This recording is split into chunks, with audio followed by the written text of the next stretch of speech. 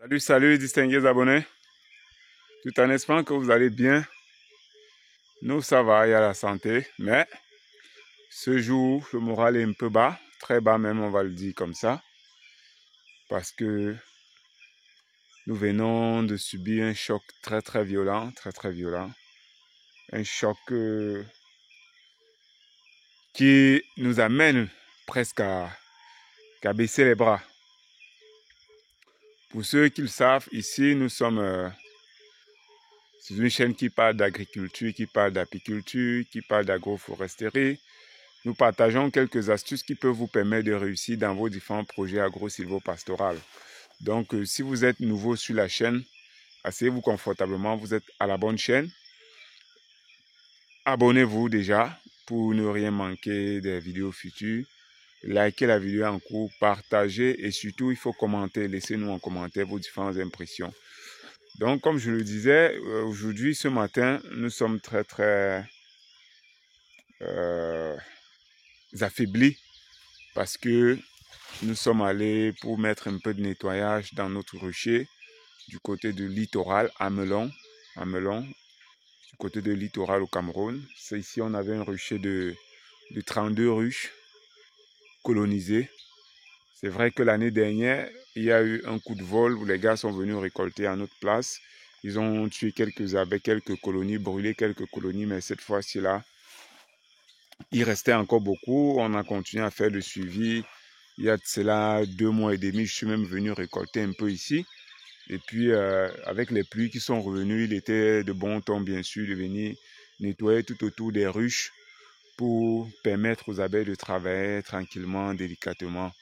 Donc, et le constat, il est vraiment, vraiment, vraiment alarmant ce matin. Parce que ce que les gars viennent de nous faire là, c'est un meurtre, on va le dire ça comme ça. C'est quasiment un meurtre.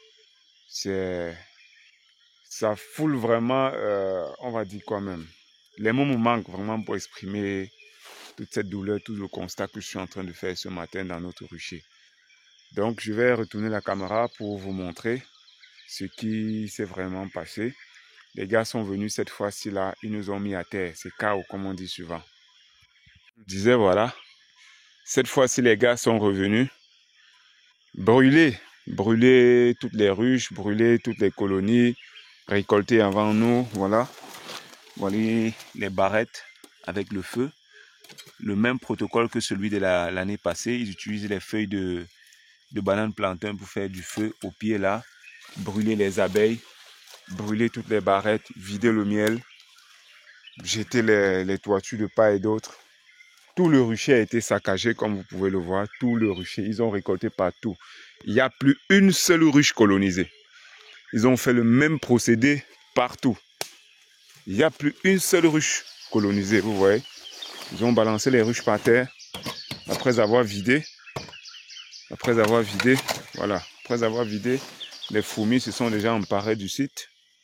Après avoir tout vidé, ils ont saccagé tout. Je dis, même une seule ruche, il n'y en a plus. Une seule ruche colonisée, il n'y en a plus. Voilà le travail. Je viens de ramasser ces barrettes-ci là. Voilà comment on a saccagé. Vous voyez les hausses. Voilà les hausses, j'étais là. Ils sont venus entasser, j'étais là. Donc un rucher de 32 ruches bien colonisées sous ces grands arbres. Le site était vraiment idéal. Ils ont tout vidé. Absolument tout. Absolument tout.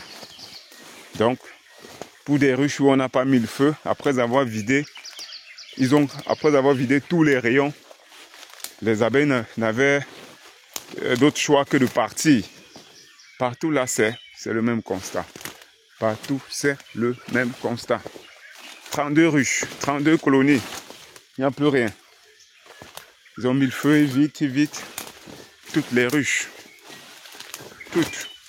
On venait là pour faire du bon nettoyage, comme d'habitude. Récolter un peu pour les ruches qu'on avait laissées. Partout. Partout. C'est la même chose. Jusqu'au fond. Jusqu'au fond là. Sous ces herbacées. Bon, voilà le travail de nos frères africains, de nos frères camerounais. On s'est gosé pendant des années pour avoir de fortes colonies, parce que ce n'est pas évident d'avoir des colonies assez solides, assez fortes pour pouvoir placer des hausses Lanstroth. Il y en avait plein, comme vous pouvez voir. Des hausses d'Adam, tout. Ils ont mis tout ça à terre. Ils ont mis tout ça à terre. Ils ont mis tout ça à terre. Voilà le résultat.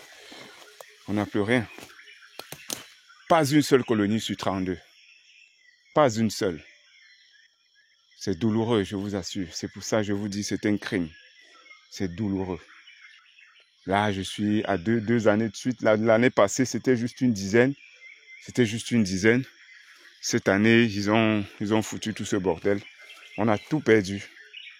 Donc, depuis 3 ans où on travaille, 3 ans, oui, pratiquement 3 ans, il n'y a plus rien à faire carrément. On est revenu à zéro. On est revenu à zéro. 32 colonies parties en fumée. 32. On espère au moins que certaines ont pu s'échapper pour ne pas subir la foudre des feux. On espère vraiment qu'après avoir vidé tous les rayons de scie ou les rayons de miel qu'il y avait dans les ruches, les colonies se sont échappées, qu'elles n'ont pas été brûlées. Parce que l'année dernière, on avait utilisé carrément un insecticide. Parce que quand on revenait là, devant le trou d'envol, on voyait des tas et des tas d'abeilles mortes devant le trou d'envol. Donc c'est ça le travail des gens. Pendant que vous souffrez, vous allez, prenez vos économies, vous investissez. D'autres trouvent qu'il est plutôt intéressant de vous étrangler, de vous mettre à genoux, de vous mettre à terre pour pouvoir saper votre morale et vous dire ben non, il faut seulement se battre pour quitter le pays, parce que c'est ça qui est dans leur tête. On va se battre, on va vous chasser, vous allez rester zéro, vous n'allez rien faire. Vous voyez, tout est en désordre. Tout est en désordre. Tout est en désordre. Ça, c'est douloureux. Là, on ne sait plus quoi faire. Soit on va carrément même abandonner ce site complètement, parce que jusqu'à présent, on ne sait pas qui est celui qui ose faire ce genre de choses. Peut-être qu'on va finalement abandonner. On va leur dire bon vent, continuez ainsi. On espère que ça va changer votre vie, ce genre de comportement, ce genre d'action. Et on va se déployer ailleurs. De toutes les façons, certes, c'était un coup dur ce matin, mais ça ne peut en aucun cas baisser notre morale. On va continuer à installer des ruches ailleurs. On va continuer à installer des ruches ailleurs. Mais pour ce site-ci, c'est mort, comme on dit au quartier. C'est mort, on ne peut plus rien. C'est douloureux. Donc, mes chers amis, avant d'installer vos ruches dans un site, il faut connaître l'environnement social.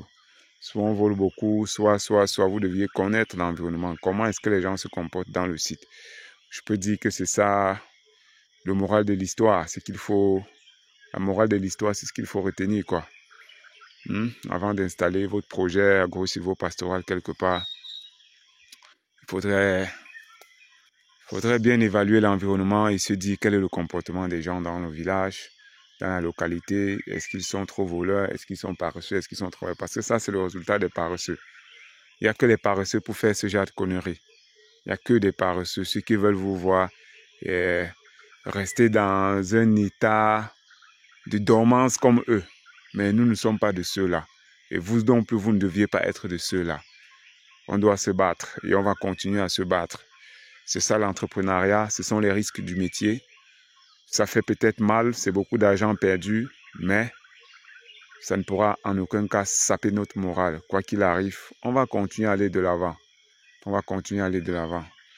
Et peut-être on mettra beaucoup plus de moyens dans les prochains sites avec des caméras pour filmer, des caméras à plaque solaire, machin truc. On va voir tout ça. C'est vrai, l'année passée, on parlait déjà de ça, mais bon, après on s'est dit, bon, et si on voit, attendons un peu. Parce que aussi, comme on est en plein champ, c'est pas évident d'installer des caméras sans électricité, même s'il y a des caméras avec qui marchent sur la plaque solaire et tout ça. Donc, c'est des options qu'on va prendre beaucoup plus au sérieux, quoi. Donc, mes chers amis, n'hésitez surtout pas de partager la vidéo. Partagez pour sensibiliser davantage. Partagez pour que d'autres soient informés et prennent des dispositions, quoi, pour qu'ils ne tombent pas dans dans des mêmes pièges que nous, dans des mêmes erreurs que nous. Ça fait vraiment très mal. Hein. Donc, on va se dire, abonnez-vous pour ne rien manquer des vidéos futures. Nous, on va réfléchir à ce qu'on va faire. Moi, pour l'instant, il faut que je rentre. Je digère bien cette journée et puis demain, je me réveille de bonne humeur pour recommencer une nouvelle journée, quoi. Allez, très bientôt, quoi.